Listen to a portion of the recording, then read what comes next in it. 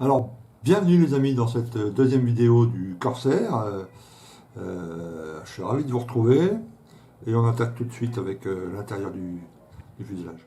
Alors voilà, j'ai assemblé tout ce qui devait être mis sur les demi-fuselages. Alors ici, il y a deux pièces de renfort, alors que j'ai assemblé et collé en veillant bien à ce que ça corresponde à l'autre partie évidemment. Ok, il y a cette partie ici aussi qui vient d'être assemblée. Ici aussi quelques petites parties. Alors cette partie-là, elle va être en après couleur rose, hein, ils appellent ça le pink,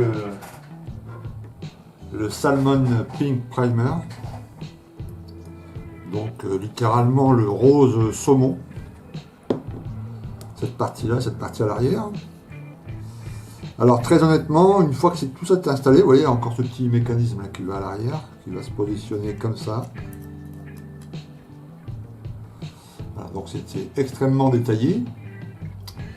Une fois le cockpit refermé, on voit vraiment plus rien. Donc je vais le mettre quand même en place.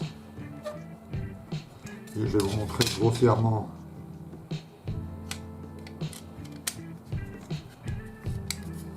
Voilà, donc là imaginez qu'il y a encore les portes.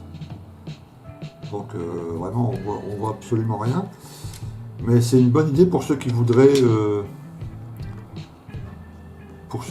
détailler l'intérieur. Alors de quelle façon, enfin pourquoi détailler l'intérieur si on voit rien? Ben, on pourrait par exemple dégommer un panneau ici. Vous voyez, sur ce côté-là, dégommer un panneau, simuler un impact, une trace d'impact. Donc il suffirait de dégommer un panneau ici. Et puis de refaire les panneaux avec une feuille d'aluminium. Vous voyez? Et puis faire des tas de trous, alors un trou un peu plus gros, des tas de petits trous, recourber délicatement l'aluminium, alors un aluminium un peu épais. Voilà, ensuite on peint et on simule à la peinture des éclats, et quand on referme, évidemment, on va voir au travers les pièces qui sont en dessous, etc. Donc voilà, pour ce genre de détails, ça peut être pas mal, quoi.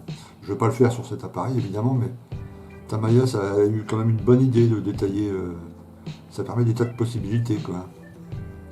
Là, vous savez, au-dessus, regardez, il y a des petits panneaux, on peut en dégommer un, et faire comme s'il était ouvert pendant une phase de maintenance avec un mécano à côté, on verrait tout le mécanisme à l'intérieur. C'est quand même sympa, quoi, ça offre plein de possibilités. Donc là je vais peindre d'abord en pink, en saumon là, les intérieurs. Celui-là je le peindrai à part, puis coller la pièce. Voilà, ça c'est que des petites boîtes radio, etc. que j'ai laissées sur la grappe parce qu'ils vont être peints tout en noir. Donc je vais les laisser sur la petite grappe, hein, c'est plus facile pour la peinture. Ici il y a le petit, alors c'est un pistolet d'alarme qui était positionné, si j'ai de bonne mémoire, à l'avant. Ah ici. Voilà, donc là c'est l'avant, le moteur est ici. La pièce est positionnée comme ça. Donc là pareil, il va falloir vraiment se contorsionner les yeux pour pouvoir le voir, mais pareil, bah, c'est sympa de l'avoir fait, de l'avoir mis, quoi. Puis il est très très bien détaillé. Voilà, donc je vais passer à la cabine peinture. Alors autre chose que je voulais vous dire, vous voyez, j'arrête pas de vous dire que Tamiya c'est une super marque, et c'est vrai que elle fait partie des meilleures marques. Donc, mais il y a un truc sur lequel ils sont vraiment pas forts. Ils pourraient s'améliorer, enfin bien c'est bien, ça leur fait un acte d'amélioration. C'est leur photodécoupe, voilà. Pas toutes leurs photodécoupes, vous voyez, toutes les pièces qui viennent s'ajouter sur les cadrans, les petits renforts sur le siège, tout ça, ça c'est parfait. Ça c'est parfait. C'est très bien fait, c'est détaillé. Là il y en a une petite, vous voyez, dans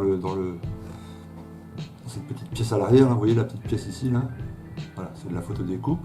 Elle se met nickel à la bonne taille, enfin il n'y a rien à dire, elle est superbe, très bien. Par contre, ils ont eu la mauvaise idée de faire les harnais Et ils sont là. Dans cette photodécoupe qui est quand même assez épaisse, quoi. Vous voyez, c'est pas la fine photodécoupe, elle est quand même assez épaisse. Alors, ce qui fait que quand vous la mettez là, alors j'ai testé, hein, je parle là en connaissance de cause, quand vous mettez votre photodécoupe, vous devez la plier, c'est censé être du tissu. Donc elle est censée retomber d'une façon assez naturelle, de ici peut-être faire un pli ou deux vers le bas, enfin voilà. C'est impossible avec ça, impossible. Impossible. Et là vous obtenez un harnais qui est rigide, quoi, qui est très très dur. Donc ça ne tombe pas de façon naturelle. Là ici pour le plier, dès que vous le pliez, si vous avez mis le point de colle, même à la Siano là derrière, le point de colle il saute à chaque fois. C'est une galère monstre. Et voilà, donc ça ne me plaît pas du tout. Donc je sais qu'ils font des sets de harnais comme ça, mais en pseudo-tissu, c'est Edward qui fait ça. Je les avais utilisés déjà sur un de mes modèles, sur le Spitfire. Et c'est vrai que c'était pas mal. Là j'ai envie d'essayer une autre technique. C'est le putty, hein, à pli composant. Donc ça se travaille comme une pâte à modeler, avec un peu de talc pour qu'il colle pas trop. On fait des fines bandes, on fait les boucles avec du métal. Enfin, je vais m'entraîner d'abord à en faire une et puis ensuite je filmerai quand je ferai la deuxième. Et là c'est vraiment tout mou, quoi. C'est vraiment comme une pâte à modeler, on peut en faire des boucles, ça tombe très naturellement. Donc je vais plutôt faire ça, quoi. Voilà. Donc voilà, Tamiya, bon il y a déjà le problème de décale quelquefois, pas sur tous les modèles, mais les décales Tamiya ne valent pas celles les décales de cartographe par exemple. Là, la photodécoupe extra, sauf pour les harnais, quoi. Voilà, un modèle comme ça, à ce prix-là, et 140 balles la boîte. Tamiya, si vous pouvez mettre les harnais en tissu, là, comme ceux d'Edward, ça serait un gros plus, hein, pour votre modèle, quoi. Voilà, donc avis aux amateurs, si vous allez monter cette maquette, et si vous pouvez vous procurer les sets Edward en tissu, là, et ben allez-y, parce que vous allez gagner du temps. Là en photodécoupe c'est réalisable, et si jamais vous les faites, ben, vous verrez c'est pas naturel du tout, c'est pas joli, quoi. Allez, on passe à la cabine de peinture et on va pulvériser ça. On va pulvériser aussi à l'avant, tout ici là, cockpit intérieur green, hein. On va faire un léger pré-ombrage, un peu de d'après, quoi, évidemment, et puis un tout petit peu de pré-ombrage, et puis on va pulvériser ça. Alors je vais faire gaffe de ne pas pulvériser. Moi quand je pulvérise l'intérieur, je cache toujours les points de colle là où voilà, là ça va coller. Donc là je mets un petit bout de bande cache pour qu'après quand ça colle, ça soit vraiment le plastique nu et que ça colle beaucoup mieux, quoi. Ok, voilà, et bien à tout de suite. Alors voilà, après être passé à la peinture,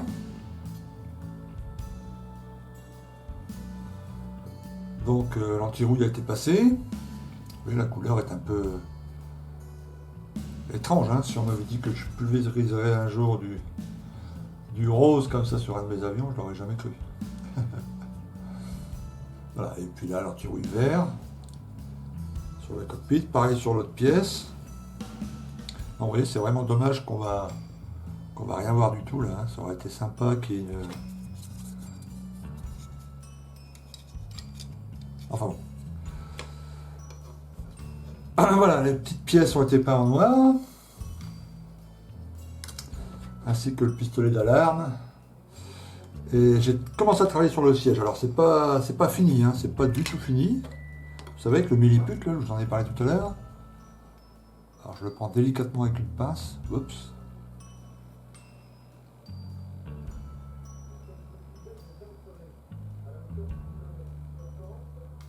Voilà. Bon. Alors vous voyez, j'ai fait en sorte que le côté naturel, enfin vous voyez, comme si les lanières, les sangles tombaient comme ça, relâchées. Voilà, maintenant il faut que je laisse sécher un peu. Et après je vais ajouter les petites boucles en fer un peu partout. Enfin un peu partout. Il y en a 4 ou 5 à mettre. Et après un petit coup de peinture, un peu d'ombre, un peu de panel line sur les côtés, et puis ça va le faire. Là je l'ai fait il y a à peu près 2 heures, et ça met à peu près 4-5 heures à sécher, et je vais attendre jusqu'à demain matin. Voilà, ça fait plus sympa je trouve que que les sangles en photodécoupe, quoi. Hein? Ok. Bon, bah, je vous remontrerai ça quand quand on aura fait le travail de peinture et puis le travail sur les petites sangles. Et puis si ça vous intéresse après par la suite, je ferai un petit tuto, parce que là, insérer ce tuto, je vous avais dit ça tout à l'heure, mais l'insérer dans une vidéo de montage, ça va, c'est trop long, quoi. Ok, bah là on va poursuivre, hein. Je vais un peu travailler ça au pinceau pour l'éclaircir un peu, un petit dry brush en gris foncé. Il y a une ou deux touches de métal à mettre sur une petite pièce là. Ici il y a la crosse du pistolet d'alarme à mettre en couleur bois, enfin marron clair, marron bois. Un peu de métal ici. Là aussi un peu de couleur, une pointe rouge, une pointe blanche. Coller tout ça là-dessus. Voilà, et puis après, je vous montrerai le travail sur les harnais du siège. Et puis, il n'y aura plus qu'à coller le siège sur le cockpit. Et puis, à assembler tout ça. Et puis, à insérer la bête, voilà. Et puis, on pourra clôturer et fermer les deux demi-fuselages. Alors, voilà où j'en suis, les amis.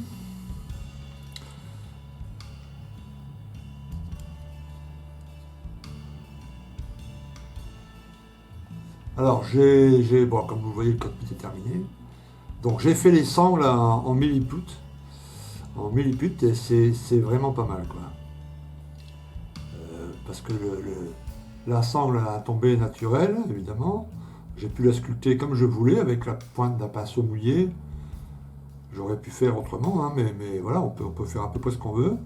Ensuite, sur la photo découpe, les harnais en photo découpe, j'ai découpé les boucles. Et puis j'ai collé les boucles une fois le milliput sec. Et voilà, après un coup de peinture, et ça le fait, quoi.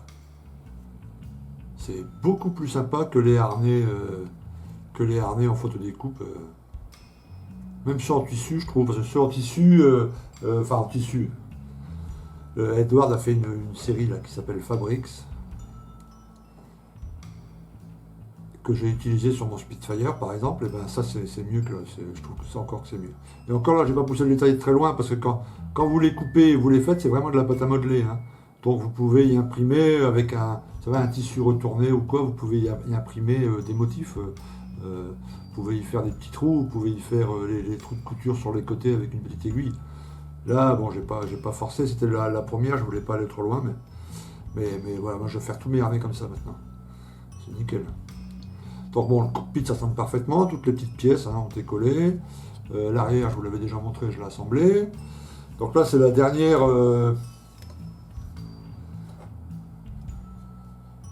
étape avant de coller les deux fuselages, quoi. Alors j'ai fait des photos de tout ça, j'ai mis ça sur le forum, vous pourrez le voir. J'ai déjà préparé aussi la planche et la courroie avec les éjecteurs qui vont être là juste devant ici là. Une fois que ça sera assemblé, on pourra coller ça comme ça là. Voilà. Alors j'ai vu sur certains montages sur internet, ils ont fait ces parties là en vraiment très rouillé, quoi. Bon, moi je l'ai fait léger, je pense pas que c'était très rouillé. J'ai fait un peu plus les sorties là. Voilà, je rajouterai peut-être un peu de pigment après dessus quand ça sera tout monté. Mais je trouve que les éjecteurs comme ça c'est très bien. C'était un truc que j'ai regardé là, c'est en acier. Pour que ça soit un peu rouillé, j'ai pas de doute, mais complètement rouillé. Bon voilà, pour moi comme ça ira très bien. Ok, bah écoutez, cette vidéo elle est terminée pour cette partie. Donc la prochaine fois, le cockpit sera, enfin le fuselage sera fermé. Et puis on va attaquer ensuite le moteur, qui lui aussi va être une maquette dans la maquette, parce qu'il y a carrément une, deux, trois pages complètes. Un moteur extrêmement détaillé. Et on verra ça ensemble. Ok, je vous souhaite à tous une bonne fin de journée. Je vous dis à très bientôt. Allez, à plus, ciao.